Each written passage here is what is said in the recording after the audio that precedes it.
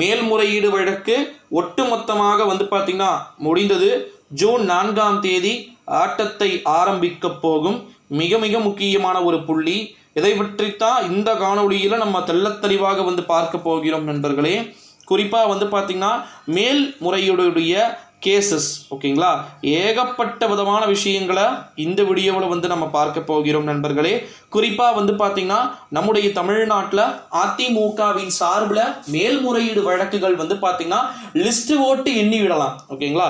OPS இன்னமும் இப்போ வரைக்குமே வந்து பார்த்திங்கன்னா அந்த மேல்முறையீடுன்னு சொல்கிறீங்களே ப்ரோ, அதிலேயே பிடித்தா தொங்கிக் கொண்டிருக்கிறார் என்று கேட்டிங்கன்னா எஸ் எஸ் எஸ் இன்னமும் வந்து பார்த்தீங்கன்னா மேல்முறையீடு வழக்கு என்ற ஒன்றை பிடித்து தொங்கிக் கொண்டு தான் இருக்கிறார்.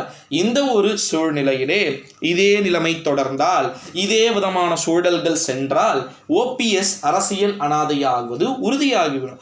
இப்பவே ஓபிஎஸ் ஏறத்தாழ வந்து அரசியல் அனாதையாக இருக்கிறார் என்ற குற்றச்சாட்டு ரொம்பவே வந்து பேசப்படுகிறது.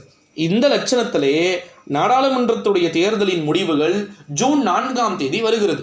ஜூன் 4ஆம் தேதி மட்டும் பலாப்பழம் பழுத்து அது சாப்பிட்டு பார்க்கும்போது சுவையாக இருந்து அது மனதுக்கு நல்ல ஒரு திருப்தியான ஒரு விஷயத்தை வந்து கொடுத்துச்சு அப்படின்னா பன்னீர்செல்வம் தப்பிச்சார், பிரச்சனையே கிடையாது. பன்னீர்செல்வம் அழகாக நீட்டாக தப்பிச்சு போயிடுவார். ஒருவேளை பன்னீர்செல்வத்தின் பலாப்பழம் அன்று நசுக்கப்பட்டது என்றால் படு கேவலமான ஒரு நிலையை பன்னீர்செல்வம் வந்து சந்திப்பார்.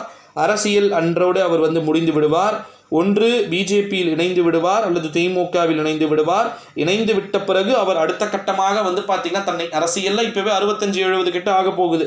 இதுக்கு மேலே அரசியலில் பெருசாக இருந்து என்னத்தையும் வந்து இன்னத்தை கிழிக்க போகிறீங்க அப்படின்னு தான் வந்து கேட்குறாங்க. ஓய்வெடுங்க. 3 முறை வந்து பார்த்தீங்கன்னா முதலமைச்சராகவும் துணை முதலமைச்சராகவும் வந்து மாறி மாறி இருந்திருக்கிறீங்களா, ஸோ சற்று ஓய்வு எடுங்க அப்படின்னு சொல்லிட்டு ஜூன் 4ஆம் தேதிக்கு மேல் பன்னீர்செல்வம் வேறு எங்கும் செல்ல வாய்ப்புகள் கிடையாது.